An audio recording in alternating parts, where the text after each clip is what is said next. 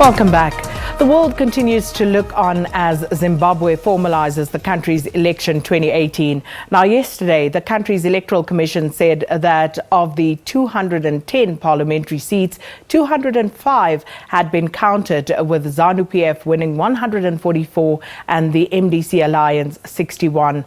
The MDC had accused the commission of deliberately delaying the release of the results to favour the ruling party. And violence broke out in Harare, and soldiers fired on protesting opposition supporters, and 3 people were left dead. Western election observers urged the release of the presidential results. This as the quiet streets of Harare could once again have become volatile. And to chat to us about these latest developments, we're joined now by Tino Mambeu, who is from the Zimbabwe Exile Forum. Thanks so much for coming through this morning, Tino. Thank you very much, and good morning to you and your viewers. So if we could just reflect briefly on the scenes we saw coming out of Zimbabwe last night, what did you make of that? Firstly, I would like to take this opportunity to condemn the extreme violence that we saw yesterday being perpetrated by protesters, caught a few protesters that started to get violent and attacked people probably, and made significant damage to property. We saw the fires that came out of the city. It is highly condemned, and that is regrettable. For a society that has enjoyed a peaceful process towards election, that should never be the conclusion. However, we also want to take this opportunity to condemn in the strongest possible terms the show of force that was exhibited by the indisciplined military. The acts of the Zimbabwe National Army paint a gloomy picture overall. And I would also want to condemn the stance taken by President Mnangagwa. He has not taken time to apologize for the acts, where the military goes into a city, starts shooting at everybody indiscriminately. You shoot at protesters that are not confronting you. People are sustained wounds from the back.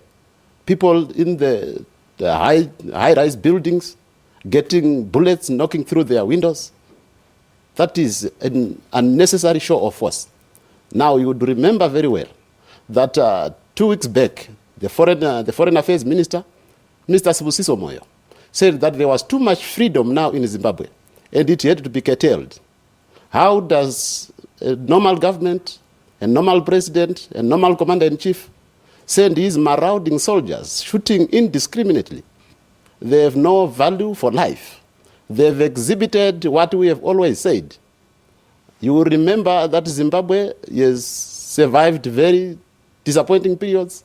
You look at the Gukurahundi massacres, which the president has been alleged to be the pioneer of. He has never taken time to apologize. Now his soldiers go into the streets again. We are reminded of those painful periods. It was caught on camera. Journalists from the international media became victims. They were abused, they were beaten up. What kind of soldiers are those? In any event, at what point does an army turn its guns on citizens? I have seen in South Africa, I have seen worse protests during Mugabe era, where people protested the whole of 2016 winter. And the police had always been able to contain protesters. This is not the first fire that we have seen in Zimbabwe. We have seen so many fires before, but we have never seen an army pointing guns indiscriminately, shooting throughout the streets in a CBD. What do you think this is indicative of? We have said it, that the biggest national security threat in Zimbabwe is not its citizens, but it is the Zimbabwe Electoral Commission working in cahoots with the ZANU-PF to try and undermine the will and the desire of the people of Zimbabwe.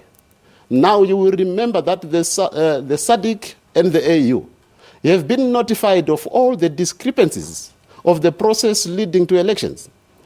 SADC should do much, much better in ensuring legitimacy. They have not, even in any country, ensured that the process leading to any elections is legitimate. So much of investment in the region or in the continent at large must be in making sure that electoral processes are transparent, Where there is no transparency, the obvious result is what we have seen in Harare. And with an army that has got a propensity to shoot, the situation might get very bad.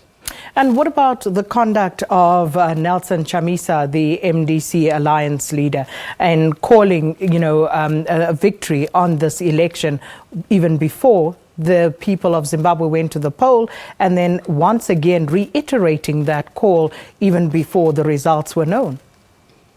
There are two things that we have got to make out of the current era that we live in. Results are posted at each and every polling station. And those results are transmitted to political party command centers. Political party command centers have got the ability to tally numbers. What is so unique in the context of Zimbabwe is the desirous or deliberate desire to prolong anything. They always find means to delay. I have seen elections being held in America. I have seen elections being held in South Africa, for that matter. And the results of a harmonized election must be released harmoniously. But he who alleges has the burden of proof then placed upon him. And as you say, if these results were then put out at the various centers, where's the proof of that to actually stave that claim? I have not finished on that part. Now, as you said, Nelson Chamisa made a statement on his Twitter account. He said, we have won the elections. And that statement should never at any time be taken to mean that people must go into the street and make damage to property. Saying that we have won elections does not incite people to be violent. It only causes people to celebrate.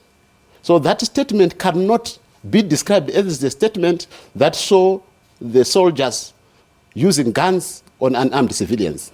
But if we place that statement into context, when you go out and declare victory in an election where the results are still not yet declared, and when it then emerges later on, as we have seen now, at least for the seats in the National Assembly, where ZANU-PF seem to have gathered more than 2/3 of the seats in that assembly, then those people who had an expectation, as per the leader's pronouncements of a victory, are then, turning on their heels because they are disappointed in the outcome.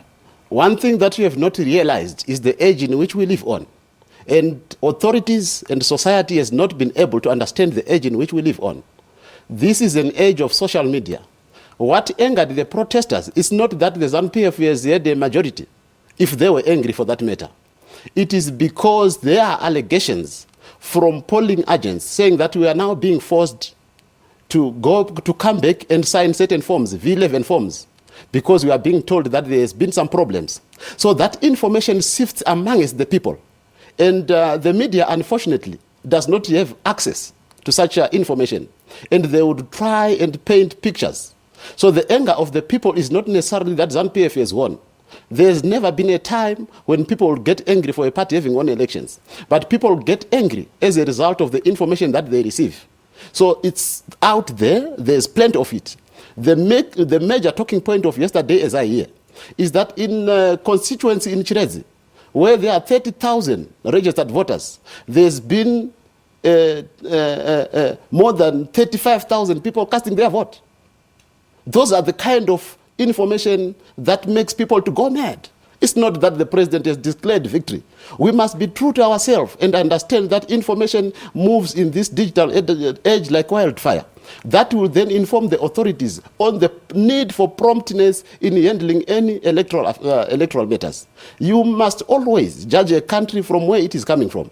We are coming from a very tumultuous period where ZANU-PF has survived time and again on abusing the will of people, promoting guided democracy. But it all falls apart when people have got access to information. Well, let's take a look at some of our viewer comments on this matter and just bringing some of them up and what our viewers here on Morning Live have to say about this. Matthew Batlele says the result must be released as soon as possible before the violence goes too far in Zim. And then this one is from Tino Mambeu, who says, whether early or later, it's all the same. No one can win elections against a military government. And Tino Mambeu says, the longer it takes for presidential results to be released, the more there would be questions about the credibility of that result. And I think, that is a sentiment that has been expressed for quite some time, that, there's no need perhaps for the delay. And then do you think Zimbabweans are perhaps scared of a change in leadership, is a question that some people have been asking, that they would somehow be more cautious about moving from what they know and have become accustomed to over many years? Zimbabweans are the most prepared people to accept change, as long as it is a democratic change, as long as it is change that represents the will of the people.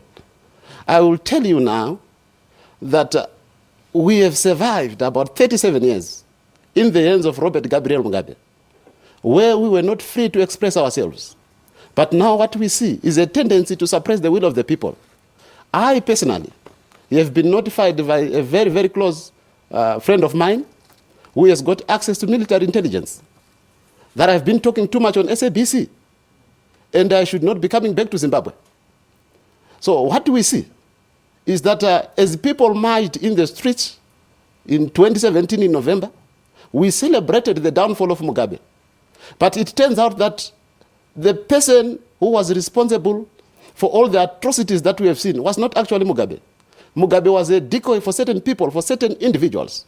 Now it's all coming in full glare.